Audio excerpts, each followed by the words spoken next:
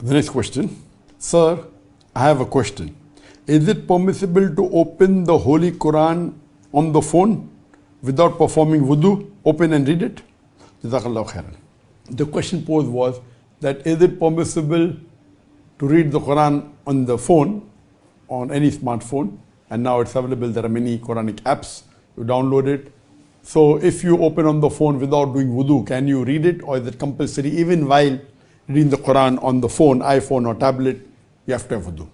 Regarding the question that can we touch a Quran, now I'm talking about the Musaf, then I'll come to a tablet or electronic device. First we'll discuss on the topic, is it permissible to touch the Quran, the Musaf of the Quran without wudu? There is a verse in the Quran where people normally quote of Surah Waqia, chapter 56, verse number 77 to 80, that none shall touch the Quran except those who are mutahhareen. Now this, people prove from this verse that because of this verse, the Quran is very clear cut. Allah says that no one can touch the Quran except in wudu, you have to be pure. This is a misconception. If you read this verse in the context of Nuzul Quran, whether you read Ibn Qasir or any of the tafasir, it says that this verse was revealed when people laid an allegation that the Prophet is receiving these messages from the Satan. The verse was revealed, none can touch it except those who are mutahhareen. Now this, what they're talking about touching, is not the Musaf of the Quran, it's talking about the tablet preserved. Talking about the Lawh Mahfuz, not about the Musaf of the Quran. And when it says except those who are mutahhareen, it's not talking about the person being in a state of wudu. It's talking about those, not about physical purity, it's talking about everything, spiritual, everything. This is referring to the angels. So these verses of the Quran, of Surah Waqia chapter 56, verse 77 to 80, when the word mutahharin is used, it is not referring to a human being being in wudu, it's talking about those who are absolutely pure, talking about the angels. So anyone using this verse of the Quran to prove that you should be in wudu is totally wrong. This is talking about the Lawh Mahfuz, and it is referring to the angels to reply to the allegation that the Prophet is receiving from the Satan. So Satans cannot come anywhere close to the tablet well preserved where the original Lawh Mahfuz is there. Now coming to the question that is it compulsory to be in wudu when you touch the Quran?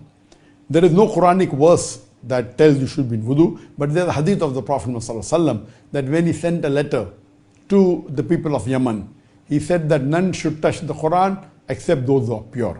Now there is difference of opinion among the scholars whether is it fard for a person to be in wudu to touch the Quran. The majority of the scholars say yes, you should, because the word purity has 3 levels. That you should not be in najasat, and the Quran says that every mushrik is najas. Now here it's talking about impurity of soul, not impurity of body. So when they are saying that the mushrik is najas, means impurity of soul. That's one level of impurity. The second is if a person who is in janaba, he is in major impurity or ceremonial impurity.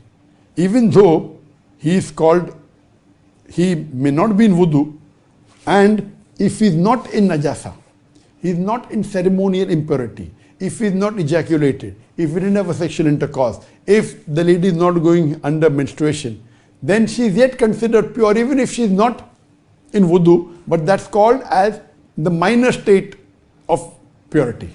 And the third level is if you are not in wudu, if you are in wudu, then you are totally pure. That means you are not even in minor impurity. So 3 types of impurity. One impurity of kafir or a mushrik. The second is impurity of najasa because of menstruation or ejaculation. And third impurity is if you are not in wudu. So if you are not in wudu, then you are in minor impurity. If you are not in wudu, then you are in minor impurity. If you have done ejaculation or menstrual cycle or intercourse, then that's called a major impurity. So scholars differ. So, but the majority of the scholars say that you should be in wudu to. So the scholars differ. What did the Prophet mean when he said what type of purity he meant that you should be touching the Quran? So if it meant that purity only of the soul, that is referring to non-Muslims, or if it meant only purity from the major impurity, that is ejaculation or menstruation, that means, okay, fine, you can touch the Quran if you're not in wudu.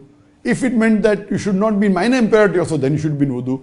So the majority of the scholars say that you should be in wudu, but there are scholars who say there is no evidence, so being in wudu is not fard. But all agree it is mustab to be in wudu. So while touching the mushaf of the Quran, it is mustab to be in wudu. Some scholars say it is fard, some scholars say it's not fard, but those also who say it's not fard, they do agree it should at least be mustab. And scholars agree unanimously that if you are in major impurity, if you are in najasa, or if you are have an ejaculation or intercourse, then you should not touch the Quran physically. Now coming to the question that whichever scholars you believe in, whether it's a fard or not to be in fard, can we touch the mobile? Can we open the Quran on the mobile and read it, or on a tablet or on a computer or any electronic device?